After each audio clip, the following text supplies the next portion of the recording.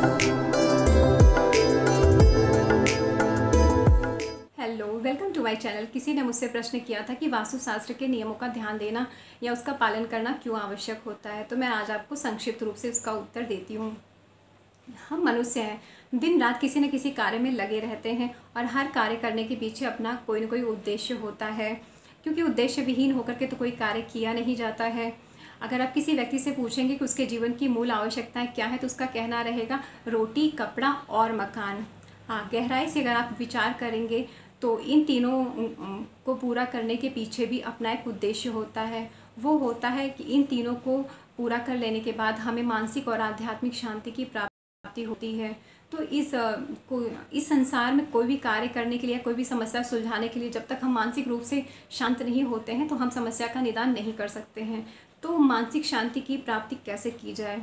हमारे ऋषि मुनियों ने बताया है कि हमारे ब्रह्मांड में कुछ शक्तियाँ होती हैं जो कि लगातार क्रियाशील और गतिशील रहती हैं, जिसका मनुष्य जाति पर बहुत अधिक प्रभाव पड़ता है। तो वो प्रभाव मनुष्य जाति पर सकारात्मक रूप से पड़े, क्योंकि हर चीज़ के सकारात्मक और नकारात्मक दोनों पहलू होते हैं, लेकिन मनुष्य जाति की भलाई के लिए एक सकारात्मक प्रभाव ही पड़े। तो उसके लिए हमारे मनीषियों ने, जैसे कि विश्वामित्र, वशिष्ठ, नारद, ऐसे कई मनीषी थे जिन्होंने कुछ नियम बताए हैं। उन नियमों में मकान भी एक है, जहाँ पे हमें सुख शांति की प्राप्ति होती है। जो ये ब्रह्मांड में जो ये शक्तियाँ होती हैं, इनका अगर हमारे जीवन में संतुलित और व्यवस्थित रूप से उपयोग हो तो ये हम पर सकारात्मक प्रभाव डालती हैं।